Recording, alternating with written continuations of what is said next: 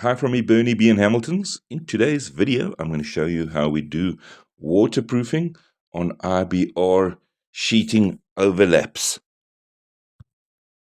Okay, Hamilton's do a waterproofing brush, the 120mm, seen in the bottom of this clip, but I like using the Viva 140mm brush for waterproofing as well when I'm doing a job of waterproofing and painting the roof.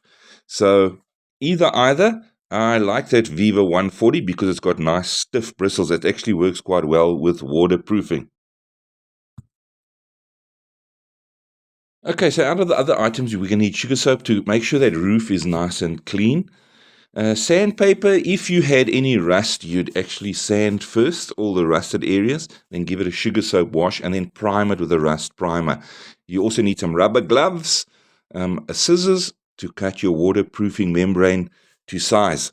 So let's get started. So first up, I need to get the roof clean. Remember, there's no rust. I need no sanding or treating of rust because that's quite important that you do that if there is rust before applying waterproofing. So a good scrub and a clean with some sugar soap and a green scourer pad to make sure our surface is nice and clean for applying the waterproofing membrane system. Okay, so once washed and cleaned, make sure you rinse all the soapy residue off and make sure the area is dry before you begin. So I take my membrane and I measure the length of the sheeting and I cut my membrane before I even start to the exact size so that it's going to be quick and easy. Please take note, you can't do waterproofing or painting of corrugated or IBR sheeting if it's too hot. And the key is if you can't stand on the roof bare feet, then you can't waterproof or paint it. Sometimes I like to take my pre-cut membrane, wearing rubber gloves, I soak it into the acrylic waterproofing. That means I get that membrane totally saturated because the saturation of membrane is critical. People think if they put numerous top coats, more than what's prescribed, it's going to work better. It does not provide better results. So you can either apply your waterproofing with a brush to the area you're going to overlap, impregnate the cloth into that coating you've put down, and then apply another coat on top of your membrane. But saturation of the cloth is critical. So make sure you get it well soaked. And this is just something I do from time to time, is pre-soak my membrane, that I know it is well saturated. So with a well-saturated cloth, I'm putting it into place, making sure I cover the overlap properly. And the most important thing when putting it into place is to make sure that you get it nice and flat, no creases or bubbles.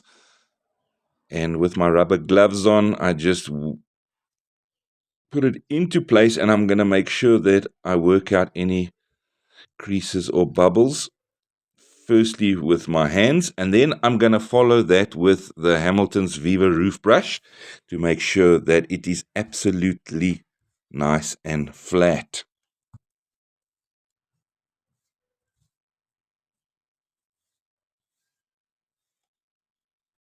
An hour later, I put a second coat on.